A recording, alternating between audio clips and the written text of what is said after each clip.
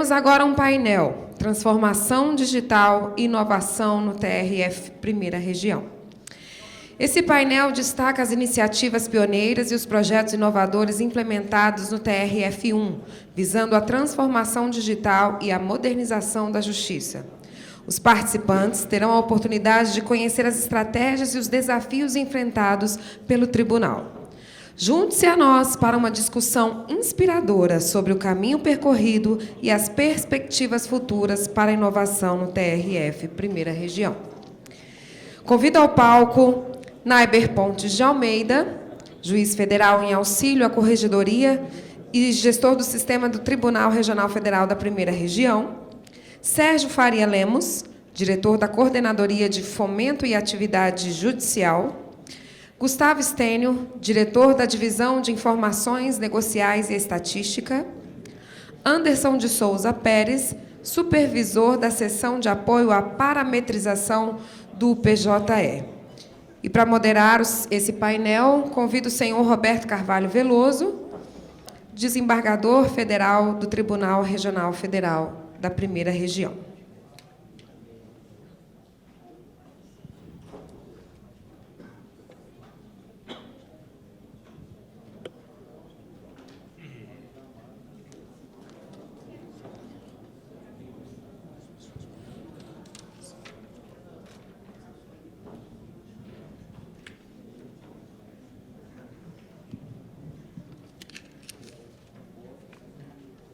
Bom dia. Gostaria inicialmente de saudar os membros aqui deste painel, o doutor Naiber Pontes de Almeida, que é juiz federal em auxílio à Corregedoria, o senhor Sérgio Faria Lemos, que é o diretor da Coordenadoria de Fomento à Atividade Judicial, o senhor Gustavo Stênio, que é diretor da Divisão de Informações Negociais e Estatística, o senhor Anderson de Souza Pérez, supervisor da Seção de Apoio à Parametrização do PJE. Eu queria dizer algumas palavras iniciais, e como nós estamos aqui na inovação, eu anotei no celular. Espero que efetivamente abra. Eu achei muito interessante esse painel, e principalmente para tratar, eu não poderia vir aqui e não dizer essas palavras, para tratar desse assunto, em particular do Tribunal Regional Federal da Primeira Região, porque eu tive a experiência coordenar o MUGEP por duas gestões, na gestão do desembargador Ítalo e na gestão do desembargador José Amilcar. E tive a oportunidade de acompanhar essa passagem, eu diria, nós estamos saindo da Páscoa, e a Páscoa no hebraico significa justamente passagem, e acompanhar essa passagem, aqui o doutor Ilan está concordando, a passagem, que foi a passagem dos hebreus pelo Mar Vermelho. Eu acompanhei essa passagem do tribunal físico para o tribunal digital. Eu ouvi até uma palestra da doutora Maria Cecília, ela disse que foram digitalizados mais de 2.600.000 processos na Primeira Região nesse período. E só no tribunal, o Sérgio estava comigo nesta oportunidade, foram digitalizados e migrados para o PJE mais de 273.000 processos. O que é que isso significa? Que nós precisamos de inovação, que o Tribunal Regional Federal da Primeira Região precisa se adequar a uma nova realidade. E eu diria assim, não estou falando aqui muito mais como sugestão ou como algo que levante um tema. É que o nosso tribunal precisa conversar com os seus setores. É uma opinião minha, eu só estou dizendo aqui, eu posso estar errado, é uma opinião. Mas eu acho que não é possível, pode ser que um estudo mais aprofundado chegue a uma conclusão diferente, mas não é possível. Se nós estamos todos no PJE, não é possível que nós tenhamos de vagas, eu acho que são mais de 6, eu até deveria ter feito esse apanhado. A nossa Secretaria de Tecnologia da Informação tem mais de 6 divisões. E nós só temos uma do PJE. O setor de estatística fica na Secretaria de Gestão e Estratégica, na SECG, e a Corip fica vinculada à Secretaria-Geral. Ora, eu volto a dizer, é apenas uma opinião minha, pode ser que eu esteja errado. Mas eu acho que essas 3 organizações, elas são do PJE, porque não tem mais estatística fora do PJE. Não tem mais coordenadoria de informações, de registro de informações processuais que não sejam PJE. Nós não temos mais 2, 3 programas funcionando. Nós temos só um, que é o PJE. Então, a minha, eu disse aqui para vocês que eu não poderia deixar de dizer isso. Eu acho que o tribunal precisa inovar a partir da sua estrutura organizacional, no sentido de que o PJE seja de fato considerado o nosso programa, seja considerado o nosso processo eletrônico e que a ele seja dada a prioridade devida. Eu quero dizer por quê. Porque eu não estou aqui, como eu estou falando aqui, eu estou falando uma proposta. Por quê? E eu estou falando uma proposta partindo do pressuposto que essa digitalização e essa migração para o PJE terminou há 4 meses.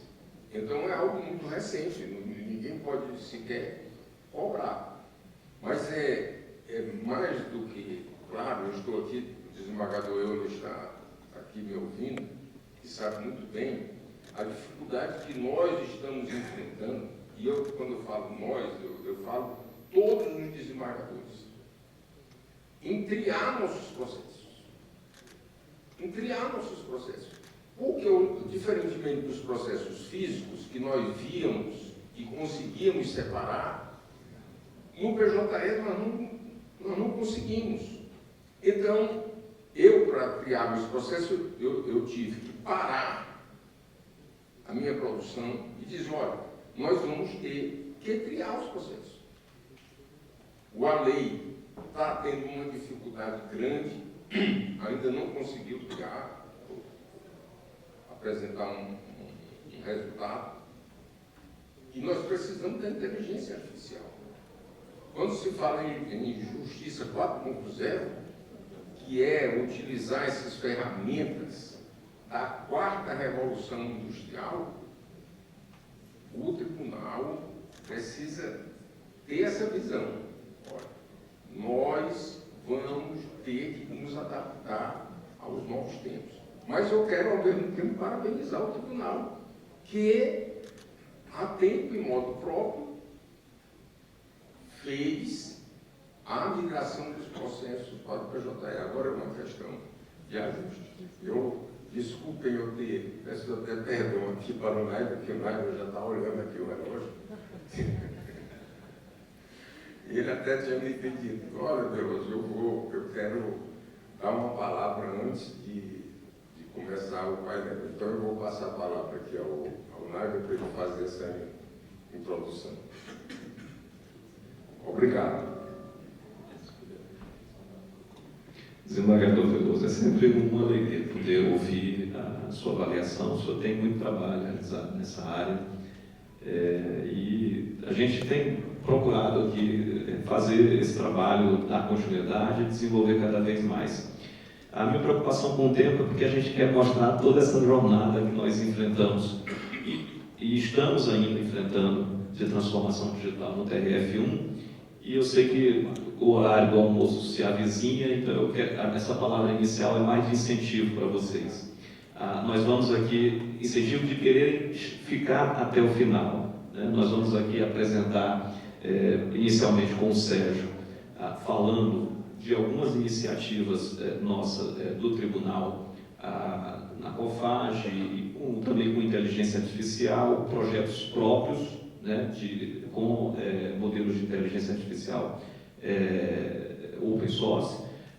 Nós vamos ter o Gustavo falando de um tema que o desembargador Veloso já tratou aqui, que é a limpeza de dados e as estatísticas. Nós vamos ter o Anderson falando da automação no PJE, que é algo, na minha opinião, assim, revolucionário em termos de produtividade. A gente tem muito a colher e nós vamos concluir esse painel de hoje. Eu vou trazer aqui algumas telas com informações concretas de uma POC que a gente fez utilizando IA generativa com o ChatGPT. E também falar de outra POC que a gente está iniciando com a AWS, também com IA generativa. Então, força, permaneçam, convido vocês a permanecer até o final aqui, ainda que esteja um pouco adiantada a hora. Devolvo a palavra para o desembargador Veloso.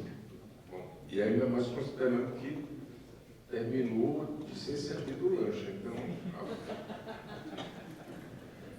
eu passo a palavra para você. Bom dia a todos. Eu vou falar um pouquinho da parte inicial dos primeiros passos, né, do TRF1. Eu acho que tem que pegar ele uma técnica para colocar. Eu acho que é passador também. Mas não colocaram ainda.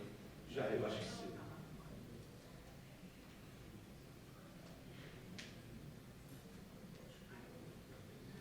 Bom, então, eu vou falar um pouquinho do início do processo, né, que veio com a digitalização. Em 2015, o STJ ele iniciou o recebimento dos recursos especiais apenas por meio eletrônico. Então, foi onde surgiu a necessidade de uma digitalização no TRF, pelo menos na parte da remessa dos recursos para o STJ. Houve a necessidade de uma contratação de uma empresa para digitalizar e fazer esses processos subirem eletrônicos. Depois disso, foi amadurecendo a digitalização e foi feita uma licitação e a contratação de uma empresa terceirizada, aonde chegamos a esses números que o Dr. Veloso apresentou, 2.600.000 processos digitalizados, inseridos tanto no PJE como no CEU, né, que é o de execução unificada. Outro passo importante foi o Programa Justiça 4.0, implementado pelo Conselho Nacional de Justiça, numa parceria com o PNUD e com o CJF, onde várias iniciativas, né, como balcão virtual, juízo 100% digital, as plataformas, né, Codex, Sinapse, PDPJ, bem como o DataJude, né, foram integrações necessárias. O tribunal ele aderiu ao termo de adesão do programa e fizemos um trabalho de excelência e estamos 100% integrados ao programa. E um dos destaques aí que a gente pode apresentar foi o núcleo 4.0 das turmas recursais, fez um equacionamento do acervo dos magistrados, da distribuição das turmas recursais no TRF da primeira região. Agora, eu vou falar um pouquinho antes do laboratório de inovação, que essa aí já é a parte do Gustavo, do saneamento, mas outras ações que o tribunal também implementou foi o ALEI, o sistema ALEI. Foram parcerias, né, com a Universidade de Brasília, que ensejou o desenvolvimento da lei, que ele está em fase já de uma reestruturação, em razão da reestruturação do tribunal, ampliação do número de desembargadores. Recebemos um produto mínimo viável da UNB, ele está sendo transformado no sistema. Temos o CIREA, que foi feito com a OAB, em parceria com a OAB, que é um sistema de execução que está sendo, inclusive, integrado pelo PJ e vai servir de base para o Sistema Nacional, né, de precatórios. Temos alguns projetos com a própria Microsoft, né, que foi o desenvolvimento do balcão virtual, a Lucy, um assistente virtual, que é um chatbot que nós temos no TRF, e temos também o Teams, né, que foi uma ferramenta que foi muito utilizada pelo tribunal na época da pandemia. Então, a digitalização e essas parcerias facilitaram o trabalho do tribunal na época da pandemia. Além disso, teve o laboratório de inovação, que trouxe também algumas inovações, algumas novas ferramentas para o tribunal, que é o Hub de Automação, são 26 soluções de automação que estão centralizadas numa única ferramenta, e o CIB, que é o Sistema Inteligente de Busca, que funciona como um Google dentro da base do PJE. Bom, basicamente é isso, e aí eu passo para o Gustavo para falar aí a parte do saneamento de dados. Continuando aqui com a ponte já feita, muito bem feita pelo Sérgio, com relação à integração com o DataJude. Do ponto de vista estatístico, no momento em que os processos terminaram de ser migrados para o sistema PJE e a gente fez nossas integrações com o DataJude do CNJ, foi percebido uma grande quantidade de inconsistência de dados, porque os processos vieram físicos e foram migrados para digitais, né? Então, um dos trabalhos que foi realizado esse ano foi um trabalho muito importante de sanitização dos dados. Por quê? Porque no momento que foram disponibilizados no DataJude os dados da primeira região, eles apresentaram mais de 90% de inconsistência nos painéis do CNJ. Então, foi montada uma equipe multidisciplinar, composta por magistrados, servidores, e foi desenvolvido um trabalho de sanitização dos dados, que começou a ser realizado no ano anterior. Esse trabalho, até o final de 2023, já tinha sanitizado mais de 50 milhões de registros nas bases de dados, e aí a gente consegue ver o tamanho do impacto disso. As nossas inconsistências conseguiram ser reduzidas de 90 e poucos por cento para cerca de 10, 11% ao final do ano anterior. E o ponto mais interessante é que esse hoje em dia é um trabalho contínuo na primeira região. Então foi desenvolvido um painel de monitoramento da qualidade dos dados, e essas equipes multidisciplinares continuam trabalhando de forma contínua para poder fazer essas correções. Enfim, ali a gente colocou uma das imagens do painel, parte dele. E outra atividade muito interessante, assim, fora essa sanitização, foram as integrações que a gente começou a desenvolver entre os dados estatísticos gerenciais e os próprios sistemas. Uma das funcionalidades que vem sendo desenvolvidas e já está em fase de testes internos é um processo de integração das ferramentas de gestão estatística com os sistemas transacionais. Então, essa etiquetagem de processo para o PJE com base em dados gerenciais, ela já vem sendo testada enfim, está em fase final de desenvolvimento. E é um pontapé inicial bem importante da gente ter ferramentas de gestão que permitam a gente fazer interações diretas com os sistemas transacionais. E por fim, uma outra integração interessante que a gente gostaria de pontuar foi nossa integração dos dados das bases de recursos humanos com a plataforma do Microsoft Teams que a gente usa na primeira região. Então é um trabalho também multidisciplinar. A grande maioria dos trabalhos que a gente desenvolve normalmente envolvem outras áreas. Esse foi feito em conjunto com a Secretaria de Informática e permite a nossa plataforma hoje do Teams dentro da primeira região, permite que a gente consiga conhecer a hierarquia do tribunal. Só clicando em cima do nome dos usuários, a gente consegue ver a hierarquia, a subordinação, e outras informações, várias de atuação e etc. Então, essa integração do RH, facilidade de grupos, exatamente. Essa integração do nosso sistema de RH com a plataforma do Teams é mais uma das iniciativas nesse sentido. Voltando para a lei, né? Essas transparências que são, já foi exatamente o que eu falo. Agora que o senhor Pode passar.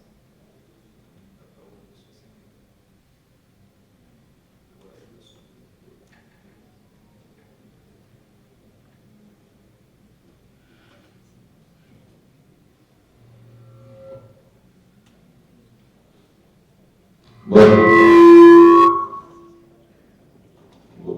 tarde a todos. Eu vou falar um pouco das automações que a gente implementou no PJE, graças ao motor de fluxo. Esse motor de fluxo que o PJE possui, ele é poderosíssimo, ele permite todo tipo de automação, mas a gente esbarra sempre na fragilidade dos metadados. Isso. A qualidade dos metadados que a gente tem hoje, como o Gustavo pontuou, que tinha problemas em mais de 90%, é o que impede que a gente automatize, porque uma vez automatizado, o PJE busca informações do processo para permitir seguir o seu caminho.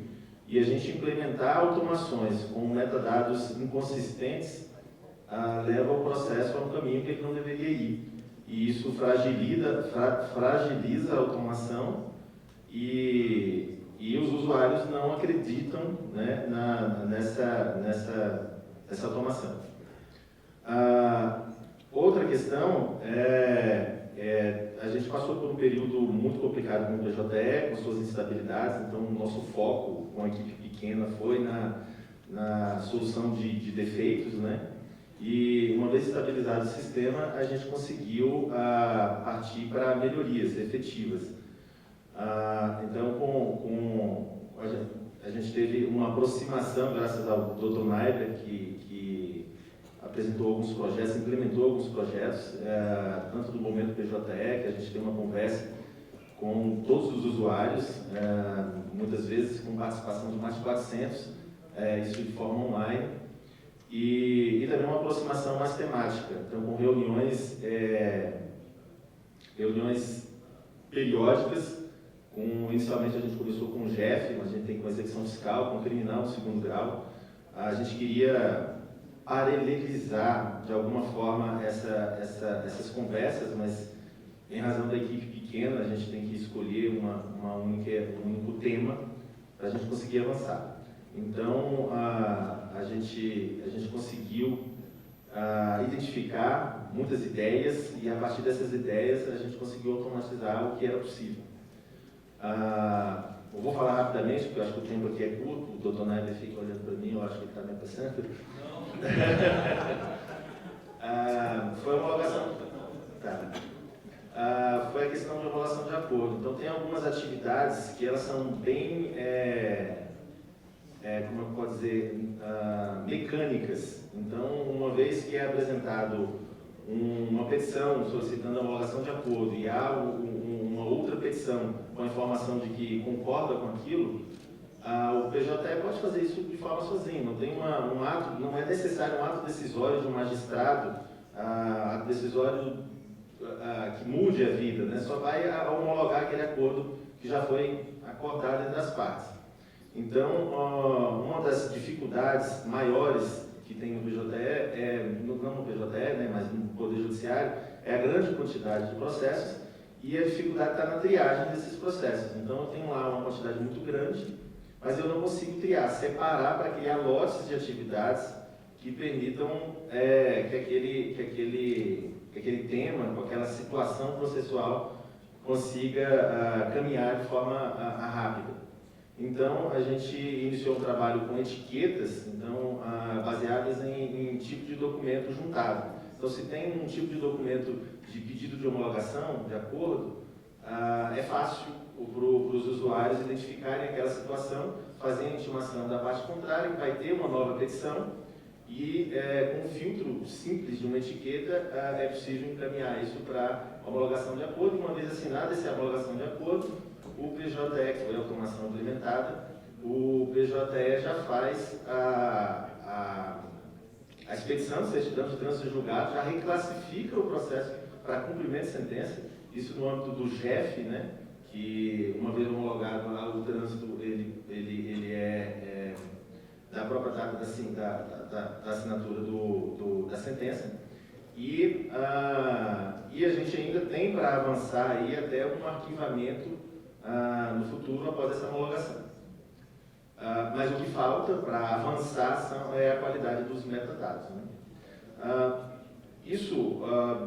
Utilizando como exemplo uma vara do Maranhão, então houve uma economia aí de pelo menos 51 horas só com essa automação. Então 51 horas mensais. Imagina o tempo de um servidor ali pegando essas 51 horas e trabalhando ali no gabinete, onde é necessário realmente a inteligência natural, né? Claro, podendo ser aliada à inteligência artificial, mas são mentes humanas ali com um tempo maior para definir a vida de muitas pessoas. Fizemos também uma movimentação automática do depósito de requisição do pagamento, então ali se perdia muitas horas. Nesse exemplo, houve uma economia de 39 horas e 55 minutos, mas isso considerando que o servidor já tenha ciência daqueles processos, já tenha triado, já tenha identificado e então ele começa a aplicar sua atividade. Então tem esse tempo ainda que era perdido. Então esse tempo de economia aí de 39, 55 minutos seria muito maior se não fosse a identificação rápida por meio de etiquetas e a automação que o PJE pode fazer. São alguns exemplos das etiquetas automatizadas que a gente gerou. O prazo, em média, de tempo que se deixa perder por atividades repetitivas. E isso a gente acompanha o retorno das varas e a gente observa que o ganho ele é gigantesco. Então a ideia é que inicialmente a gente está com atividades sempre voltadas mais para a secretaria, mas é onde existe mais atividades repetitivas. E uma vez a gente conseguindo automatizar ao máximo, a gente pode alocar mais servidores para trabalhar com suas mentes na elaboração de decisões. Então, aqui tem alguns dados de economia, né? E outras implementações foi marcação de audiência, uma vez definida que há necessidade de marcar uma audiência. Então, uma vez dado esse start no PJE, o PJE já faz as intimações automáticas com a integração no Teams, gerando ali um link no PJE com essa certidão e a intimação das partes com esse link. Então, é um ganho também muito grande na secretaria. Geração de certidão automática no grau recursal, quando a gente tinha dificuldade do processo retornar do segundo grau ou da turma recursal, e o servidor perdendo um bom tempo ali analisando o que houve, o que foi julgado no segundo grau. Então, a gente criou uma certidão automatizada já com o link de todos os documentos. Isso ajuda na análise, o tempo bem mais curto, então já se sabe a direção que o processo pode seguir. Inclusive, a gente pode, no futuro, automatizar esses valores, ainda assim, mesmo com servidores ali atuando e a gente apresentando a importância do registro dos metadados, ainda chega a algumas falhas com um movimento equivocado e que isso impede que a gente avance na automação.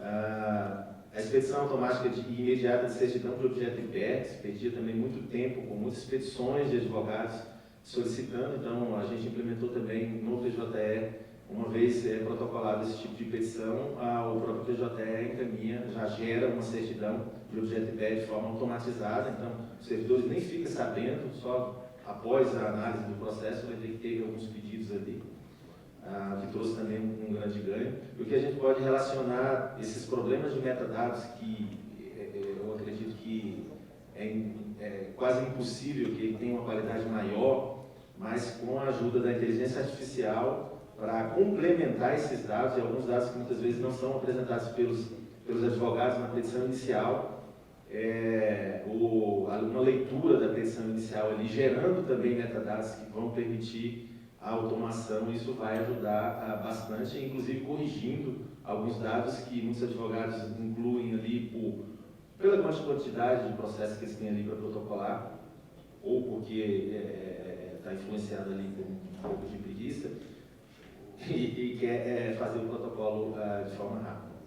E a inteligência artificial, pelo menos ali nesse momento, não é bem a generativa, mas é aquela leitura e classificação de petições, identificação de datas, etc., para que a gente consiga automatizar mais ainda, porque o que eu digo, o motor de fluxo, foi até levantado por alguns aqui que conhecem bem o PJE, ele é incrível o que ele pode fazer, mas a gente só está impedido não pelo sistema em si, mas pelos dados que não são bem alimentados.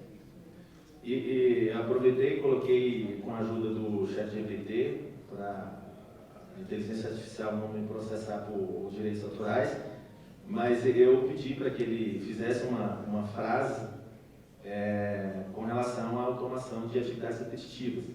Então, isso libera os humanos para se concentrar em atividades mais desafiadoras, mais estratégicas, promover inovação. Então, se ele tem ali mais tempo para não ter ali o problema de ler, que inclusive tem servidor aqui que já está com esse problema, isso dá tempo a esses servidores, aos magistrados, para que promova a inovação, o desenvolvimento de novas ideias. Isso reduz também os erros, porque está automatizado ali, o tempo é precioso. Então, é isso que eu queria passar com relação ao PJ. E que a gente já implementou e que tem um futuro aí muito promissor com a ajuda da inteligência artificial. Palavra agora com o Dr. Neto. Excelente. E complementando a fala do Anderson a respeito da automação, eu vejo que os itens das tabelas processuais, elas têm um papel fundamental em tudo isso. E atualmente a gente tem uma novidade aí, que é a tabela de documentos, e com o tempo e assim, a parceria com os advogados começarem a utilizar os tipos de documentos corretos, e os próprios usuários internos também começarem a selecionar o tipo de documento correto, nós vamos poder automatizar praticamente todo o caminho do processo. Hoje nós já temos, o Anderson não mencionou, mas vou aqui mencionar, nós fizemos uma automação que envolvia petições de extinção de execuções fiscais, muito interessante. Foi feita uma reunião com a Procuradoria da Fazenda Nacional, foi acordado o tipo de documento que eles iriam peticionar e a informação adicional na descrição daquele documento. Com isso, o PJE identificava que aquela petição envolvia aquele caso específico de extinção de execução fiscal por determinados motivos, né? E foi possível, por meio disso, automaticamente, frações de segundo, a petição, e foram milhares de petições, foram mais de 30 mil petições, mais de 30 mil processos, em fração de segundo ele percorreu todo o caminho, foi feita a conclusão automática, foi juntada uma minuta automática de sentença de extinção, depois que o juiz revisava e assinava aquilo, ele percorria um segundo momento de automação com o lançamento de movimentações automáticas, com evoluções de classe, com até mesmo arquivamento e certidões automáticas também. Então, esse é um exemplo concreto de algo que a gente já fez e que demonstra o potencial da automação para a gente poder ganhar em produtividade. Mas aí eu trago, você vê que está tudo muito conectado. Sérgio, esqueci de mencionar a rede. Fala um pouco rapidinho aí, Sérgio, da rede, por gentileza.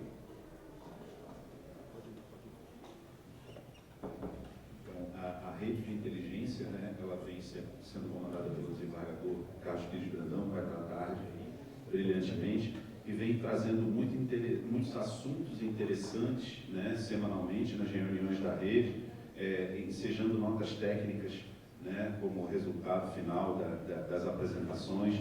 Então, é uma célula de inovação, né? Na verdade, a inovação ela está inserida em toda a unidade. Eu acho que a inovação ela tem que estar inserida em todas as unidades. O tribunal ele tem hoje uma coordenadoria de inovação que eu vejo ela fazendo só esse papel de hub central, né? Porque a inovação ela está inserida em todas as unidades, né? Acho que é por aí. E o mais interessante é que a rede tem congregado em reuniões semanais mais de 100 juízes e servidores, isso com frequência, toda semana, examinando assuntos os mais diversos possíveis. Desembargador Veloso é uma dessas pessoas também que tem um trabalho muito importante no desenvolvimento da rede de inteligência na primeira região, e nós já estamos colhendo o fruto desse bom trabalho que a rede de inteligência tem feito, e é preciso ser destacado aqui, né, como um desses itens que envolve a transformação digital no TRF da primeira região. E aí a gente entra no assunto da IA generativa, aliás, da inteligência artificial de maneira mais geral, em seguida mais específico da IA generativa. Nós temos alguns projetos envolvendo inteligência artificial com open source, conforme o Sérgio falou, ainda em fase de amadurecimento. A gente sabe que, se por um lado, e aí eu já vou adiantando aqui a questão do custo, né, esse é um dos grandes problemas, se por um lado o custo dessas soluções de mercado, por exemplo, ChatGPT ou outras soluções de IA generativa, ainda são proibitivos, né, por outro lado, essas soluções abertas, elas têm um custo menor, mas o trade-off ali com a questão do treinamento do modelo de IA ainda é muito custoso do ponto de vista de tempo e de engajamento dos servidores e magistrados, para que a gente tenha essas soluções, vamos dizer, caseiras, né, desenvolvidas pela nossa equipe, entregando efetivamente um resultado bom. Eu penso que em médio prazo a gente começará a colher esses resultados. Em curto prazo a gente ainda está trabalhando para, de fato, implementar isso. E aí, pensando no que até pouco tempo atrás era, assim, uma moda, né? Só se falava de IA generativa, hoje eu digo que já é uma realidade. Eu penso que nós estamos vivenciando um novo momento na história, né? Nós tivemos momentos na história em que houve uma transformação da sociedade, né? A Revolução Industrial foi a mais recente delas. Nós estamos vivendo um novo momento agora, esse momento que a nossa geração está presenciando, e a gente precisa entender como se posicionar enquanto poder diante dessa transformação da sociedade, que muda também a forma de trabalho. Então, eu penso que a IA generativa ela veio para ficar, ela veio e já está transformando o modo de trabalho, e a gente precisa aprender a lidar com ela. Foi tratado em algumas palestras hoje e ontem aqui, e será tratado ainda mais no encerramento hoje, um painel tratando de ética também. E aí nós estamos procurando conhecer melhor para ver as aplicações dessa inteligência artificial generativa. Então, nós, no final do ano passado, iniciamos uma prova de conceito com a Microsoft e a Blueshift. Tivemos aí algumas centenas de horas de reunião, com envolvimento, um grande engajamento de magistrados e servidores.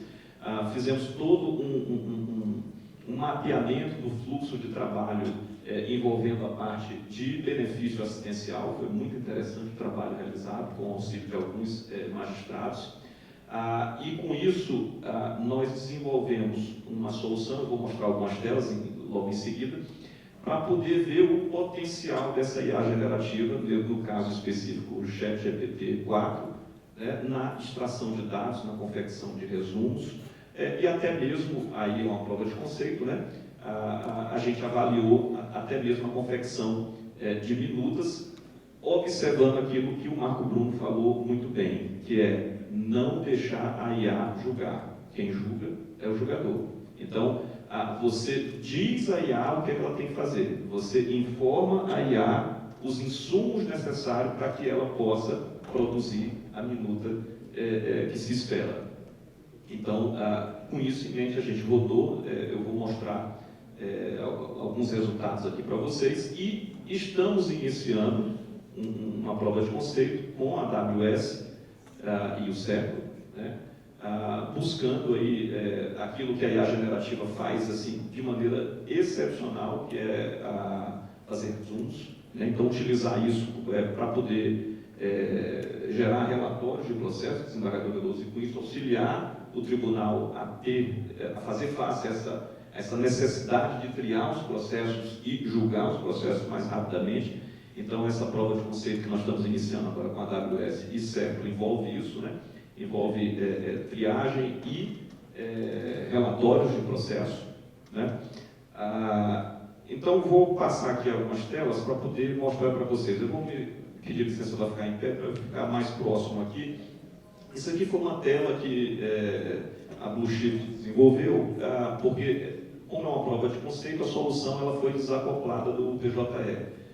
Mas o pensamento nosso é que, ao desenvolver algo, isso tem que estar necessariamente acoplado ao PJE, seja através de um microserviço, possivelmente através de um microserviço que ali pelo PJE o magistrado vai e chama, faz a leitura do documento e extrai-se o resultado. Né? Vocês podem ver aqui, esse lado de cá, é um resumo que ele fez do processo. Né? Na tela da esquerda, nós temos aqui, infelizmente ficou pequeno, né? Não dá para vocês lerem ali, entendeu? Tem algumas informações de custo, né? E de prompts utilizados e de documentos que foram lidos. Aqui o destaque do PDF. Eu vou nas telas seguintes mostrar o resultado. Infelizmente não dá para ver. Aqui é porque está o modelo do resumo com os comandos e prompts que são acionados, porque a gente pensou em desenvolver essa solução como se fosse uma cascata de prompt, em que você pega as peças do processo, lê, extrai as informações e cada prompt vai buscando ali a informação necessária, vai acionando, vai armazenando aquilo ali e com isso gera-se metadados que vão poder não só disparar automações, mas também ser utilizados naquilo que a IA generativa melhor faz, que é gerar textos, né? Que poderão ser utilizados em minutos. Aqui é uma ideia dos prompts, mas realmente não dá para ver, ficou muito pequeno a tela. Aqui já é possível a gente ver com mais detalhe, né? Eu peguei o PDF que foi gerado e para dar uma ideia para vocês do resumo, né? Ele pega a inicial e faz um resumo que dá uma ideia perfeita do que trata o processo. Qual foi a nossa ideia do conceito? Né? O conceito é eu pegar um processo e colocar em 1 ou 2 páginas todas as informações essenciais dele para que a assessoria ou o magistrado possa ler aquele resumo e rapidamente ter uma ideia geral com as informações essenciais do processo. E com isso facilitar, por exemplo, que a assessoria faça uma minuta rápida do processo e o magistrado possa rapidamente verificar as informações essenciais, se for necessário, checar nas peças do processo aquela informação e com isso a decisão sair mais rapidamente. Então, um caso de uso, sem sombra de dúvida, resumos, relatórios dos processos. Aqui está um resumo do que trata essa petição inicial. E o mais interessante vem a seguir. A gente pediu a extração de alguns dados essenciais desse tipo de ação, o benefício assistencial. Né? Então, a gente pediu a data da distribuição, a parte autora, o réu, os dispositivos legais citados, a data de entrada do requerimento, a DER, né? O número do benefício, se está informado ou não na petição inicial, se há ou não pedido de tutela de urgência, se é caso de concessão por restabelecimento, o valor da causa, se há renúncia. Então, todos esses dados a gente viu conceitualmente que é possível extrair pela leitura utilizando a IA generativa. Né? Aqui tem outros exemplos também de documentos que acompanham o inicial, que a gente solicitou a extração desses dados, por exemplo, a data de cessação do benefício, a data de nascimento da parte autora, são dados importantes que me possibilitam não só trabalhar uma minuta mais rapidamente, mas até mesmo, eventualmente, realizar alguns cálculos e, com isso, automatizar resultado, uma sentença líquida, né? Um resultado que envolve uma sentença líquida. Uma coisa interessante que eu apresento aqui, que a gente pôde ver, mas que precisa de um aprofundamento melhor, nós testamos também a leitura do laudo social, né? E como a IA generativa interpretava esse laudo social e extraía informações essenciais dele. E a gente chegou à conclusão que ela já consegue fazer isso com um nível de acerto bem grande, bem elevado.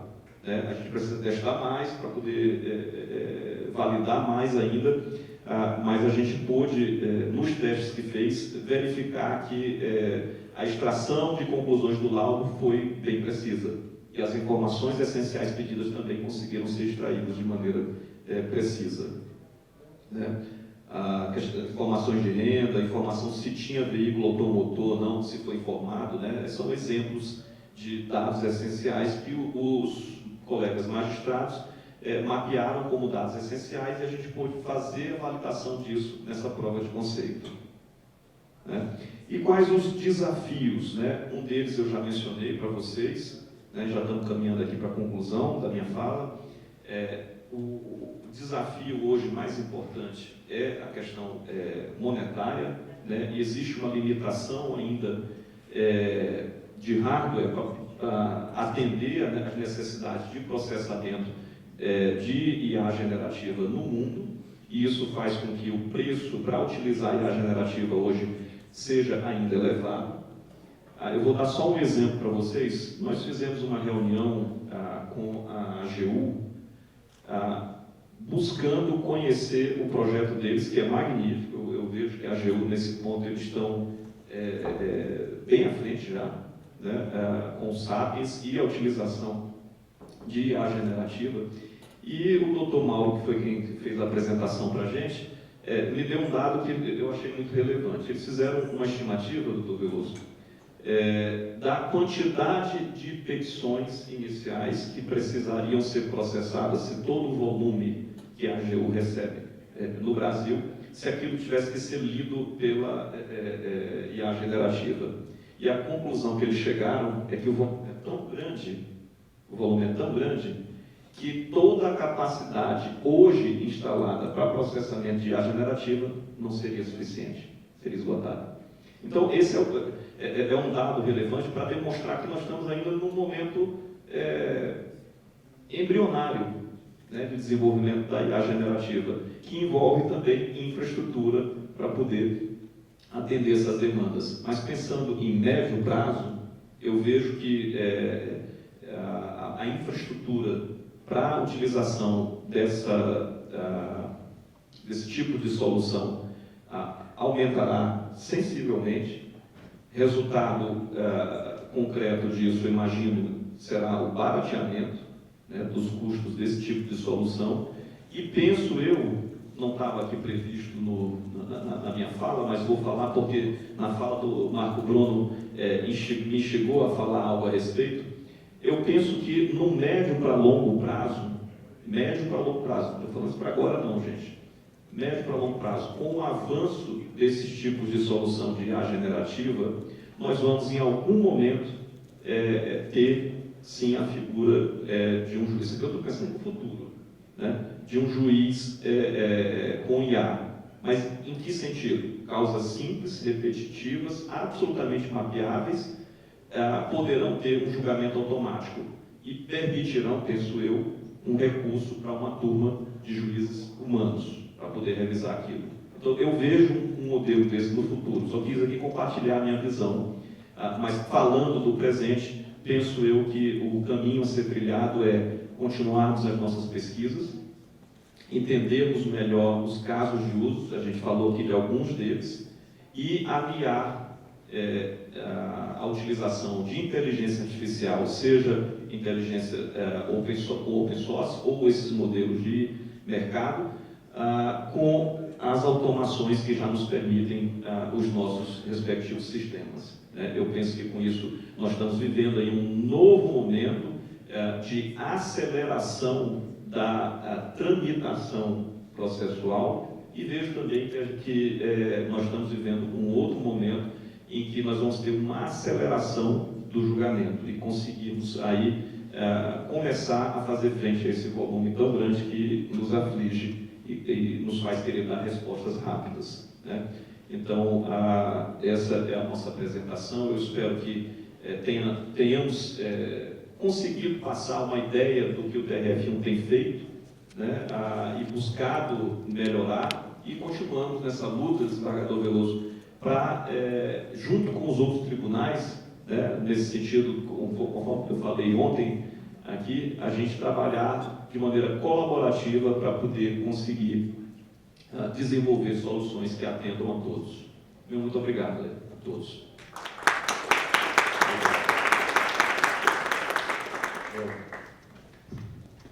Ainda estava prevista uma rodada de conversa, mas pelo adiantar da hora, para não prejudicar os painéis da tarde, nós vamos encerrar.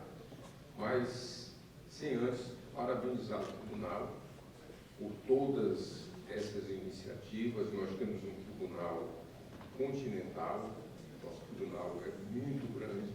Vejo aqui o Infante e o Francisco, que são juízes lá da 6ª região.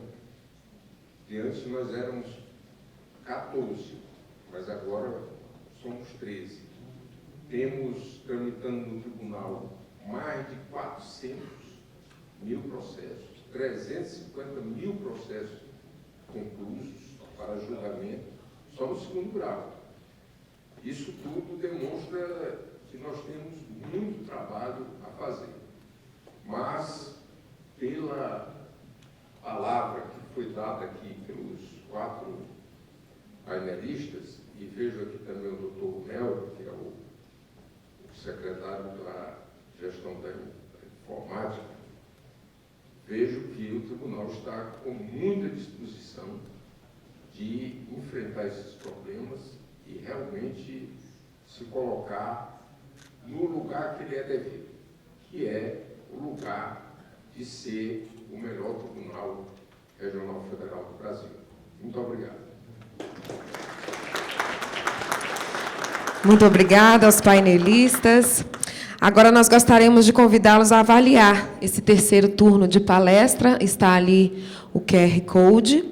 Avaliar os palestrantes após cada turno é um aspecto crucial dos eventos organizados pelo JX, não apenas para garantir a qualidade contínua e a relevância do conteúdo oferecido, mas também porque o JX valoriza e reconhece a excelência premiando os melhores palestrantes com base nas avaliações coletadas aqui de vocês. Então, agora nós temos um intervalo para o almoço.